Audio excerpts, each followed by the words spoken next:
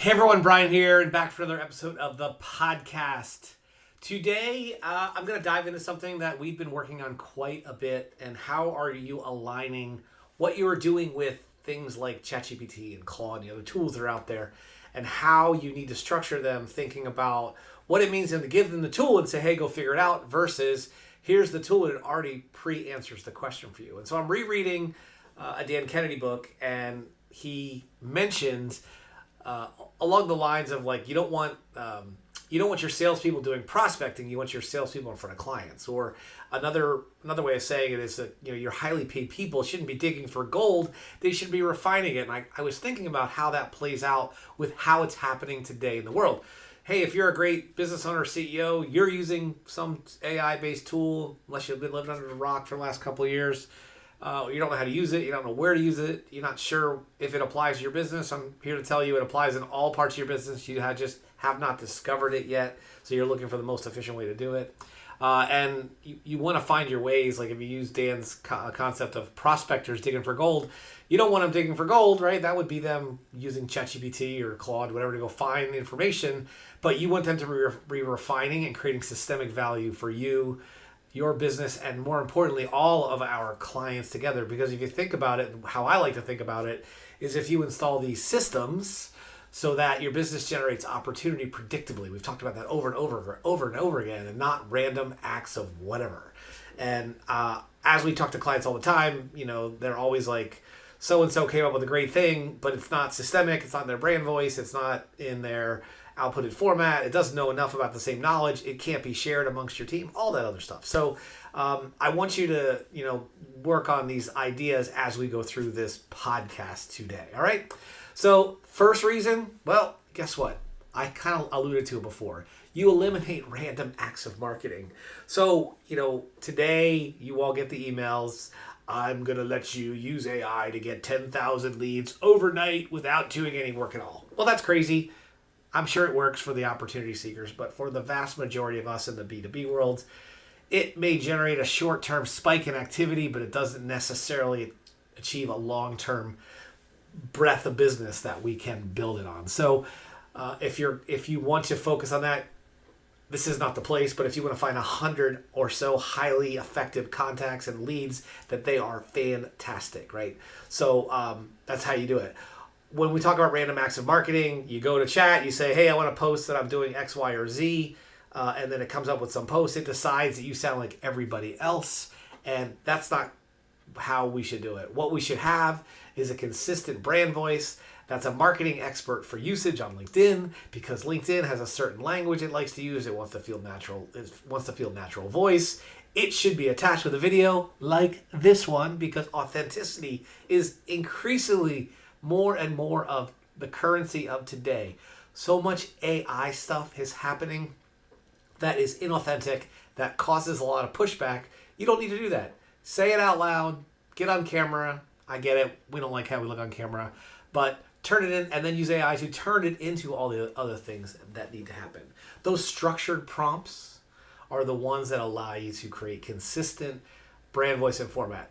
Our number one prompt that we let our clients use is the simple, I call it the newsletter strategy. It's one thing, something interesting that happened to you personally, something that happened in your community, and something that happened in your industry.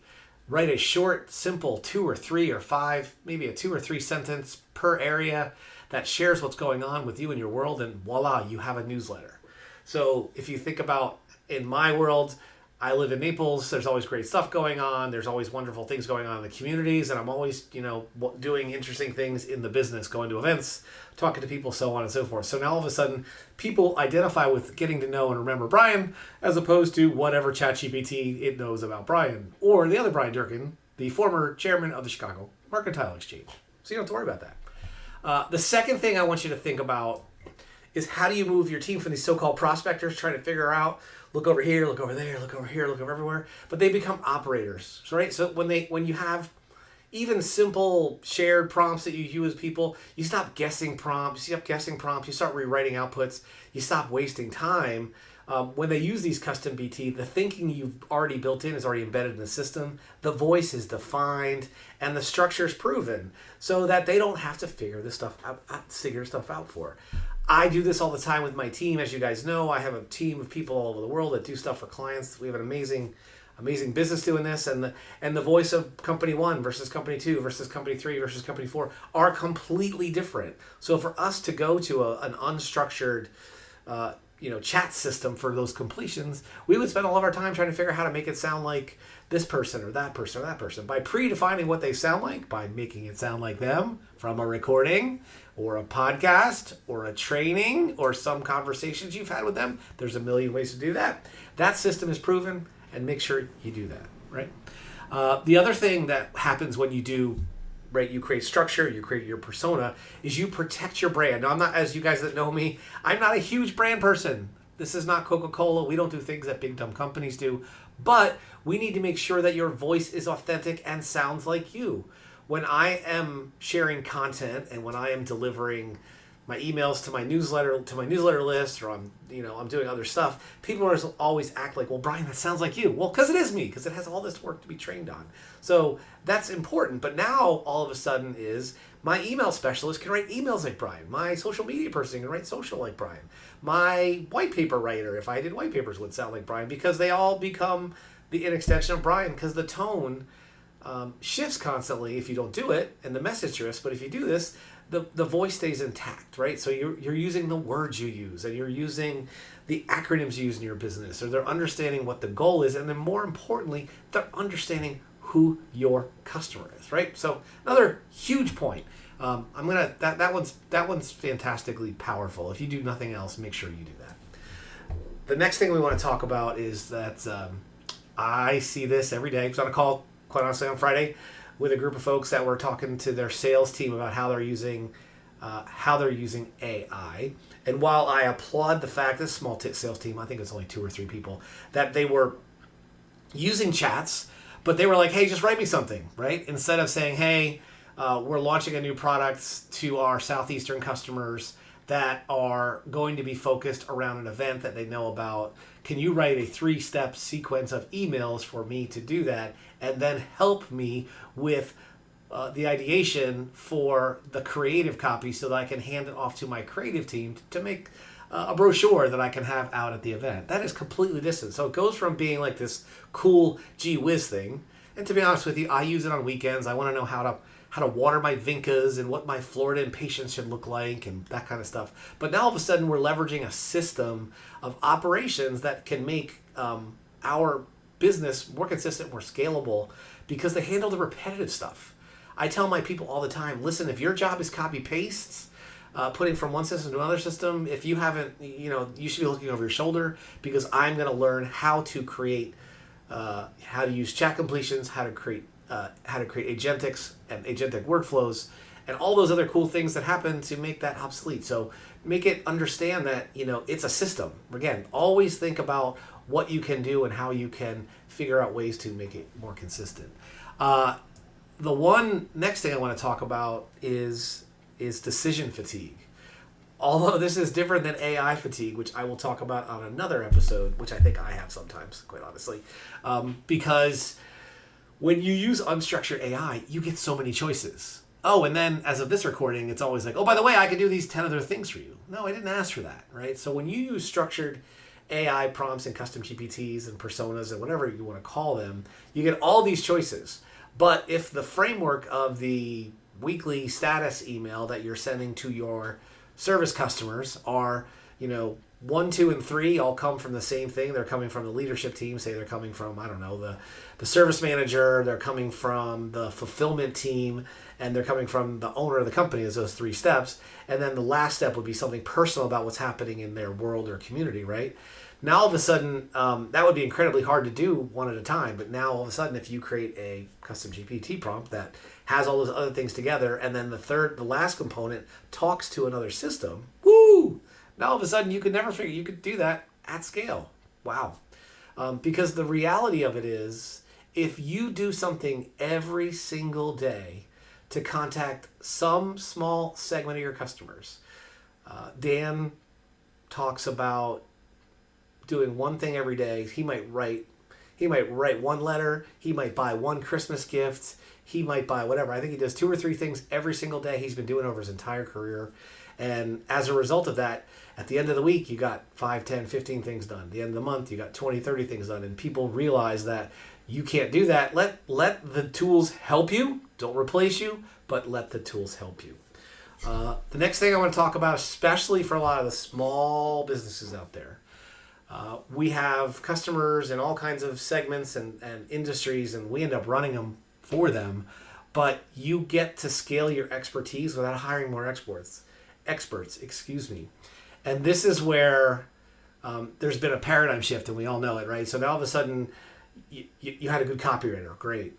You have a great copywriter, copy's great. Now all of a sudden, you have your best business strategist, and you have your best sales thinker, and you have your best sales objection person, right? Because you can deliver strategic thinking. Right now, for pretty much every one of our clients, we've created these generic sales objections that are, you are Zig Ziglar and Jeffrey Gitmer and Dan Kennedy and Gary Halbert, all these great kind of sales and marketing strategists that I follow and I look at.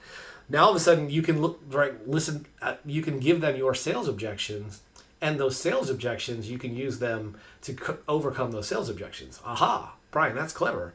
What's even more clever is that we pre-feed the most common objections that you have. Like every sales team on the planet has 10 or 15 objections. You're too expensive. You're too hard to do business with. I don't know. You're 2 miles out of our service area. It takes you 24 hours to return phone calls. Whatever that is, like you can use those sales objections and preventively put those in front to have strategic copy to stay in front of them. So again, that's an example of having a sales trainer on staff. One of the things we do in our call center business, every one of our callers has objections. So we take systemically every week each call that's over, I think, 4 minutes in length. It gets a transcription, and that transcription gets applied to an engine. That engine says, okay, give me your transcript. Decide what you need to do, decide what you do well or not well based upon those customers' criterias, and then help rank me and help me understand what I could do better as a caller. So in the call center business, the old days, your supervisor would listen to your calls, pick a handful of them out, and then do a one-on-one with you. What would take hours now takes minutes, and it's also taken out the human, Joe doesn't like Mary, Bryan doesn't like Fred. All of a sudden they become objective because we have issues with you're not clearly stating the offer. You're not confirming that they're already a customer or not, or you're not confirming the last time you placed an order for products or services. So if those are the objectives, the AI will be smart enough to know, hey, did they do their job? Okay, so again, you're hiring all these expertise. I gave you 3 golden ones today, right? 3 golden ones here. Sales objections, sales call operations or sales operations, and marketing. Those 3 things, if you do take nothing away, learn how to build those 3 components because they will save you so much time and effort. I laugh. I don't laugh, I cry. So many people hire a recent college grad. No knocks against college grads. And then every business they get to, they want to create TikTok ads. Because why? They're on TikTok. Well, guess what? If their customer's not on TikTok, that doesn't help you. Now, if your customer is on TikTok, then by all means, do TikTok ads. But guess what? It's just media. They're going to be on TikTok. They're going to be on LinkedIn. They're going to be on Instagram. They're going to be on Facebook. They're going to be on MySpace. They're going to be on his space. They're going to be on their space. Whatever the media is, they're going to be on it. And the more you use these spaces, the more you realize you got to have your own list because then it doesn't matter. You got to know where they live, you got to know where their office is, and you got to know their business and home email, whichever one applies to your business. That's what you need to do because you can't clone people, but you can clone systems. So that's how you scale, right? And then the last thing, really, once you do all this, you have, and if you've read my book, we talk about the game plan. This is really an essence of the modern day game plan. You're not just going to, hey, we're going to wing it. So you're going to be the king of wing. I had a guy that worked for me. Actually, I worked for him and then we worked together. He was the king of wing. He said, Bryan, just put me anywhere. I'll sell whatever you want to do. In those days, while it's still helpful to have those creative sales skills to do that. It's so much harder because you don't have to do that. And for that one person, there might be 10,000 who are not that way. I'm very comfortable in those scenarios doing that. I understand how business works. I understand how my clients work. So I could probably be on half of their sales calls and move it to the next step because I understand how to read them, decide if they're engaged buyers, if they're putting all the buy signals together, and then moving on to the next step. But not everybody can do that. So by using chat without random chats, you don't have a game plan. You are just literally just winging it. So like I said, if you don't have a plan, what do they say? If you have no plan at all, then you're planning to fail. So again, let's talk about this again. Wrapping up. Custom GPTs are your playbook. They're all the things you need to do. They allow you to scale without really being experts in the field. And you can ask it to help you become an expert. Why is that important? Because that makes sure everyone on your team is following the same ideas, the same philosophies, and more importantly, creating the same output and customer experience to the customer. There is a reason why when you walk into Chick-fil-A, it is my pleasure to help you. I've been going to Disney a lot recently, as you've seen if you follow me on social. My wife and I, Pam and I, we decided to give ourselves Disney passes this year. And when you walk in, you say, "Hello, my friend, how can I help you?" And they lean in and look at you in the eyes, just like I'm doing right now for those of you who are watching. I think that is such a fantastic use of understanding how the playbook is played, to use those words.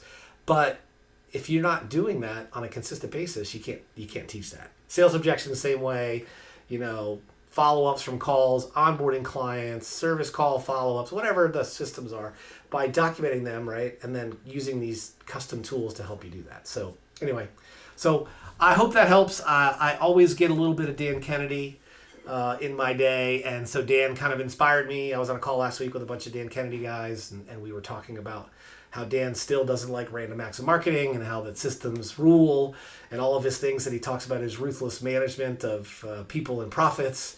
And he talks about his renegade millionaire concepts and his renegade millionaire products. Those things are incredibly powerful and incredibly truthful. And now they just apply even more because no matter the size of your business, you have the ability to learn or hire out those skills and how to do that. So, hey, if there's any way I can help you by means, reach out to me through the link in the podcast, and I will be sure to do what I can to help you out. And you guys have an amazing day. Thank you for spending some time with me, and I got to get back to doing some custom GPTs for some clients. See ya.